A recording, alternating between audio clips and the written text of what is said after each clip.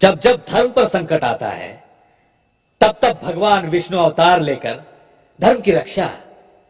नहीं नहीं, जब जब ब्राह्मणों पर संकट आता है और वे गैर ब्राह्मणों से पराजित होते नजर आते हैं तब तब ये आर्यों के तथाकथित चिरस्थायी भगवान विष्णु अवतार लेते हैं। और पराक्रमी व बलशाली मूल निवासी राजाओं को कपट से मार डाला जाता है। साम दाम दंड भेद नीति द्वारा अनार्य के विद्रोह को नष्ट किया जाता है। काल्पनिक भगवान का डर लोगों में फैलाकर ब्राह्मण अपनी श्रेष्ठता को बचा लेते हैं और हर युग में नित नए विष्णु भगवान के अवतारों की कपोल कल्पित कहानियां गढ़ लेते हैं। चतुर्वर्ण व्यवस्था बनी रहे इसलिए हर युग में एक अवतार, अवतार ही अवतार। दशावतार की श्रृंखला में तथाकथित भगवान विष्णु ने मत्स्यावतार नामक पहला अवतार लिया। कहा गया कि हैग्रीव नामक असुर ने ब्रह्मा के मुख से वेद वाक्य सुन लिए थे, इसीलिए मत्स्य अर्थात मछली का रूप लेकर भगवान विष्णु ने उसका वध कर डाला। किंतु सत्य ये है कि सागर किनारे दक्षिण भारत में असुरों की अर्थात द्रविड़ों की सभ्यता विकसित थी।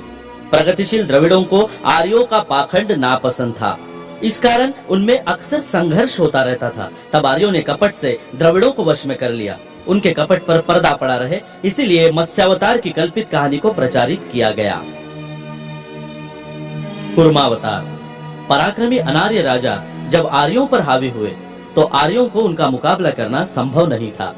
आर्यों को अपनी हार होती नजर आ रही थी, इसीलिए संघर्ष के बजाय सुलह का रास्ता आर्यों ने अपनाया और कछुए की तरह शांत रहकर अनार्यों के साथ समझौता किया।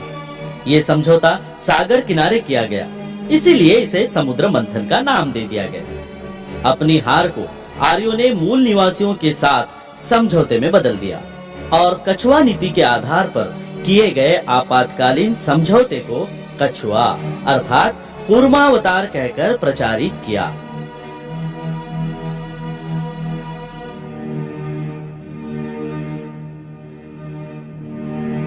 मंदार पर्वत के द्वारा समुद्र में असुरों के सहारे देवगणों द्वारा समुद्र मंथन करके अमृत प्राप्त करने की चमत्कार की कल्पना महज भोली भाली जनता को बहकाने की चाल ही है।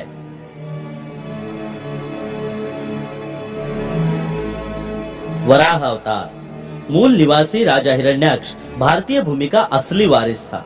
उसकी भूमि पर आर्य कब्जा करने की कोशिश करते थे, इसलिए आर्य और हिरण्याक्ष में संघर्ष हुआ करता था। हिरण्याक्ष ब्राह्मण संस्कृति के लिए खतरा बन गया। प्रजा में हिरण्याक्ष ब्राह्मणों से ज्यादा लोकप्रिय था। उसे जबरन मारकर राज्य हथियाने से प्रजा विद्रोह कर सकती थी और आर्यों का प्रयोजन सफल नहीं होता। इसीलिए असावधान हिरण्याक्ष के ठीक कान के पीछे आघात करके कपट से उसकी हत्या कर दी गई। प्रजा विद्रोह ना करे इसलिए भगवान विष्णु ने वराह का रूप लेकर हिरण्याक्ष को उसके पापों की सजा दी, ऐसी कथा प्रचारित की गई और सुअर अर्थात वराह अवतार का निर्माण किया गया और इस तरह आधारहीन कथा के सहारे लोगों को भ्रमित किया गया। नरसिंहावतार। न जमीन पर न आकाश में, न रात को न दिन को, न अंदर न बाहर, न पशु से न मानव से, ऐसे अपराजित दिग्विजय राजा हिरण्यकश्यपु के कपटवध को छिपाने के लिए नरसिंहावतार की कहानी गढ़ी गई।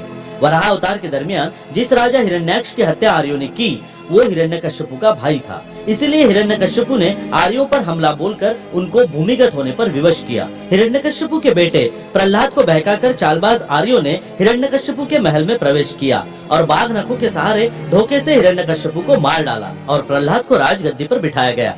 आर्यों के कपट को जानकर प्रजा विद्रोह ना करे, इसलिए बाघनखों की कहानी को नरसिंहावतार में बदलकर प्रचारित किया गया। वामनावतार। प्रहलाद का पोता बलि अनार्यों का राजा बना। बलि को अपने पूर्वजों का इतिहास ज्ञात था। उसने आर्यों को लड़ाई में हराने के लिए उनकी राजधानी अमरावती पर हमला बोल दिया। युद्ध में पराजित आर्यों ने राजा बलि की शरण ले ली। राजा ने उदार मन से आर्यों को शरण दे दी। इसका फायदा उठाकर आर्यों ने धीरे धीरे शिक्षा, संरक्षण एवं व्यवसाय इन तीनों क्षेत्रों पर पूरा कब्जा कर डाला और बलि को सत्ताहीन कर दिया। और यह अफवाह या भ्रम फैलाया गया कि छोटे कद का वामन जो तथाकथित भगवान विष्णु का अवतार था, उसने बलि से 3 कदमों के नीचे समाने वाली जमीन का हक मांगा और बलि ने उसे अल्पमात्र समझकर दे दिया। ये 3 कदम में समाने वाली जमीन का हक नहीं, बल्कि शिक्षा, व्यवसाय और संरक्षण का हक था। अनार्य प्रजा में बलि अत्यंत लोकप्रिय था और उसे आमने सामने परास्त करना संभव नहीं था। अतः छोटे कद वाले वामन का सहारा लेकर आर्यों ने राज्य हड़प लिया और इस कुटिलता को वामनावतार का नाम दे दिया गया।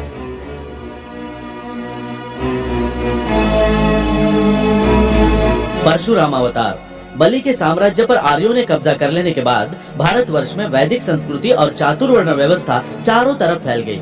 ब्राह्मण, क्षत्रिय, वैश्य और शूद्रों में सारा देश बढ़ गया। लेकिन अब नया विवाद उत्पन्न हो गया, क्षत्रिय श्रेष्ठ या ब्राह्मण श्रेष्ठ। क्षत्रियों के पास राज सत्ता थी, इसलिए वे ब्राह्मणों को नीचा दिखाते थे। ब्राह्मणों का अस्तित्व खतरे में पड़ जाने के कारण तथाकथित परशुराम अवतार का सहारा लेकर ब्राह्मण धर्म की रक्षा के लिए परशुराम ने 21 बार हमला करके क्षत्रियों की भारतवर्ष में हत्या कर डाली। ब्राह्मणों का परंपरागत सम्मान वापस लौटाने की कीमत क्षत्रियों को अपने खून से चुकानी पड़ी।